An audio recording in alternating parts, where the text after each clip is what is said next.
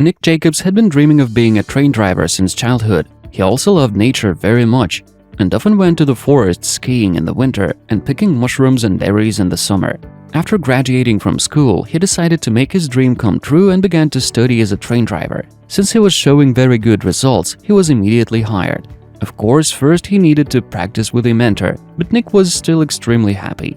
Soon he had become a true professional in this field. By that time, he had already been married, so after each shift he hurried home to his beloved wife Anne, who had been pregnant.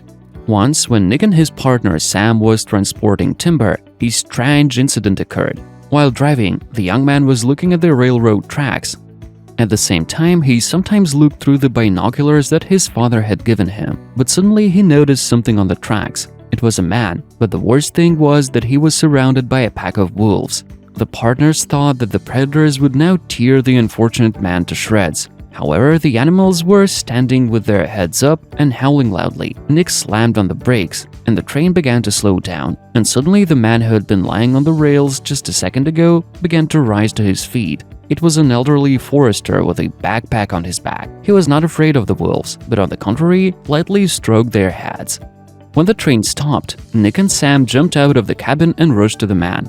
"Are you all right?" Nick asked. "Yes, thank you," the old man replied. "The wolves won't touch you, right?" Sam asked. "No, these are my friends," the forester said with a smile. Not knowing what to say, the partners said goodbye to the old man and continued on their way. But they couldn't forget about this incident for a long time. A couple weeks later, Nick was walking around the city and met the same forester. He greeted him warmly and asked him what had exactly happened that day. It turned out that the man's name was Edward Green, and he considered himself a hereditary forester. He had been working for 30 years when, walking around the territory, he came across a dead she-wolf. There were 3 small cubs crawling next to her. Edward realized that they could die, so he took them to his house. The wolf cubs had been living with Mr. Green for 6 months, and when they grew up and got stronger, he let them go back to the forest. Since then, when he met his former pets, they immediately recognized him. On that ill-fated day, the man's blood pressure rose sharply, and he lost consciousness right on the railway tracks. Fortunately, his forest friends were nearby and immediately came to the rescue.